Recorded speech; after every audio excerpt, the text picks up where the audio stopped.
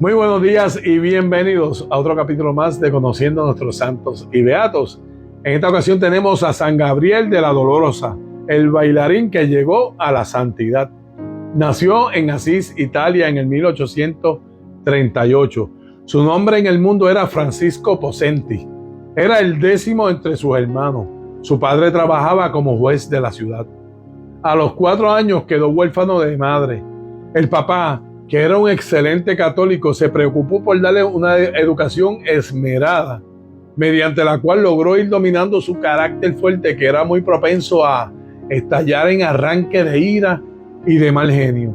Tuvo la suerte de educarse con 2 comunidades de excelentes educadores, los hermanos cristianos y los padres jesuitas.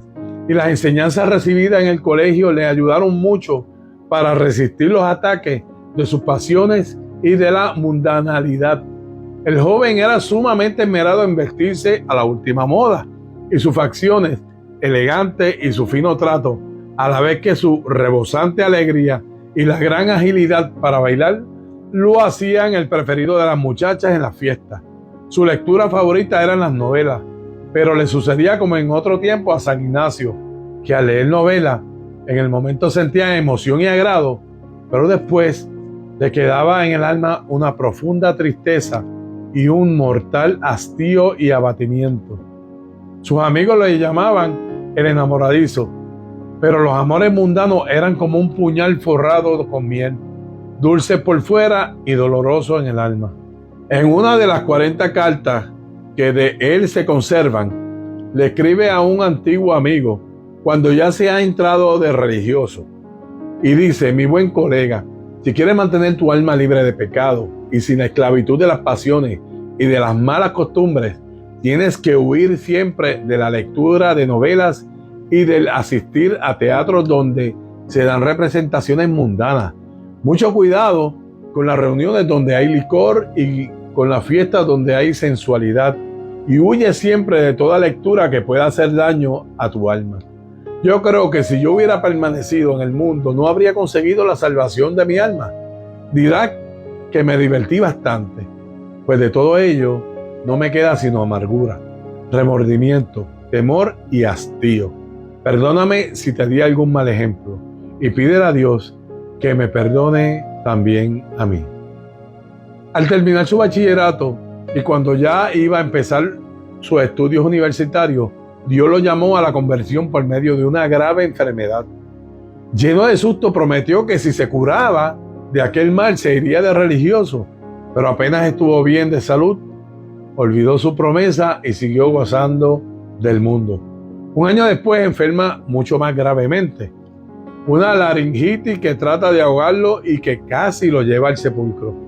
Lleno de fe, invoca la intercesión de un santo jesuita martirizado en las misiones y promete irse de religioso. Y al colocarse una reliquia de aquel mártir sobre su pecho, se queda dormido y cuando despierta está curado milagrosamente. Pero apenas se repone de su enfermedad, empieza otra vez el atractivo de la fiesta y de los enamoramientos, y olvida su promesa.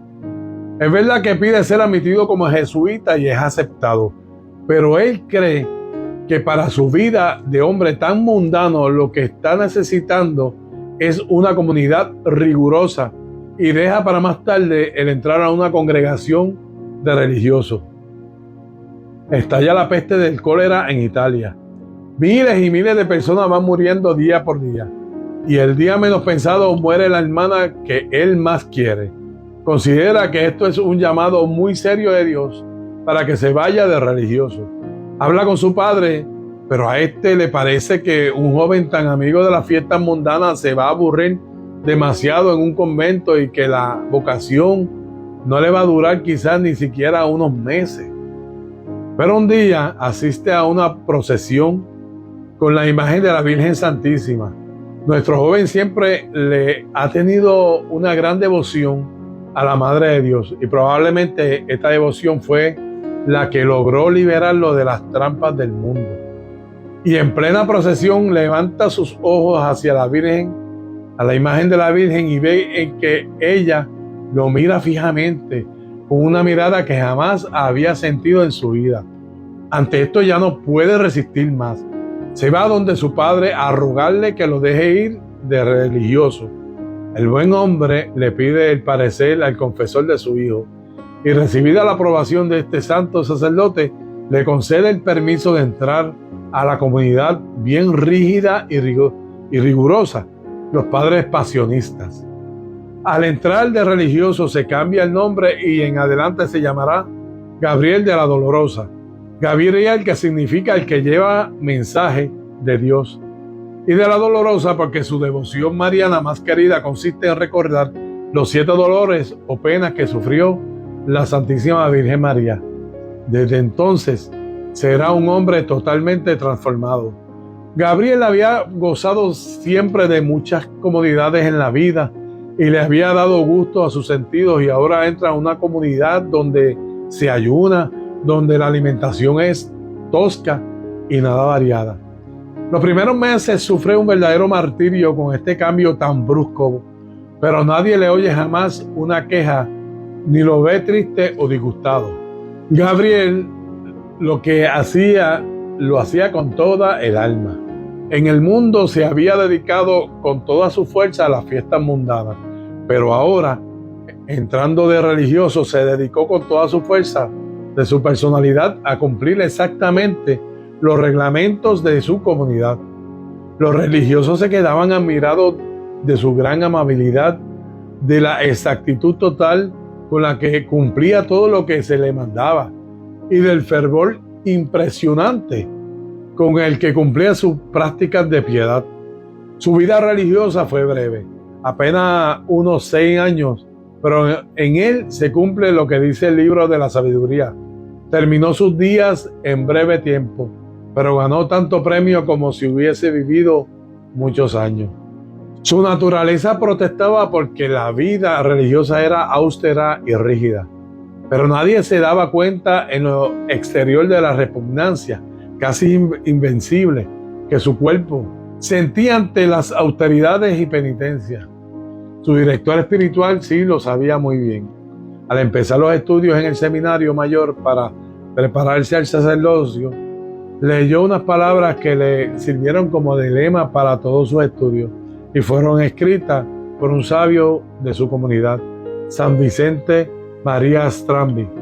Son las siguientes: los que se preparan para ser predicadores o catequistas, piensen mientras estudian que una inmensa cantidad de pobres pecadores les suplica, diciendo: por favor, prepárese bien para que logren llevarnos a nosotros a la eterna salvación. Este consejo tan provechoso lo incitó a dedicarse a los estudios religiosos con todo el entusiasmo de su espíritu. Cuando ya Gabriel está bastante cerca de llegar al sacerdocio, le llega la terrible enfermedad de la tuberculosis. Tiene que recluirse en la enfermería y allí acepta con toda alegría y gran paciencia lo que Dios ha permitido que le suceda. De vómito de sangre en vómito de sangre, de ahogo en ahogo, vive todo un año repitiendo de vez en cuando lo que Jesús decía en el huerto de los olivos: Padre, si no es posible que pase de mí este cáliz de amargura, que se cumpla en mí tu santa voluntad.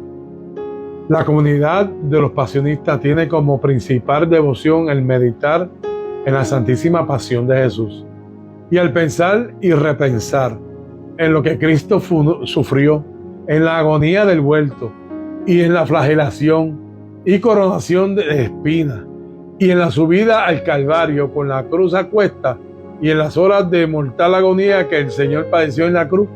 Sentía Gabriel tan grande aprecio por los sufrimientos que nos vuelve muy semejante a Jesús sufriente, que lo soportaba todo con un valor y una tranquilidad impresionante. Pero había otra gran ayuda que lo llenaba de valor y esperanza, y era su fervorosa devoción a la Madre de Dios. Su libro mariano preferido era Las Glorias de María, escrito por San Alfonso, un libro que consuela mucho a los pecadores y débiles, y que aunque lo leamos 10 veces, todas las veces nos parece nuevo e impresionante. La devoción a la Santísima Virgen llevó a Gabriel a grados altísimos de santidad. A un religioso le aconsejaba: no hay que fijar la mirada en rostros hermosos porque esto enciende mucho las pasiones. Al otro le decía: lo que más me ayuda a vivir con el alma en paz es pensar en la presencia de Dios, es recordar que los ojos de Dios siempre me están mirando y sus oídos me están oyendo a toda hora, y que el Señor pagará todo lo que se hace por Él, aunque sea regalar a otro un vaso de agua. Y el 27 de febrero del 1862, después de recibir los santos sacramentos y de haber pedido perdón a todos por cualquier mal ejemplo que les hubiese podido dar, cruzó sus manos sobre su pecho y quedó como si estuviese plácidamente dormido. Su alma había volado a la eternidad a recibir de Dios el premio de sus buenas obras y de sus sacrificios. Apenas iba a cumplir los 25 años. Poco después empezaron a conseguirse milagros por su intercesión, y en el 1926 el sumo pontífice lo declaró santo y lo nombró patrono de los jóvenes laicos que se dedican al apostolado.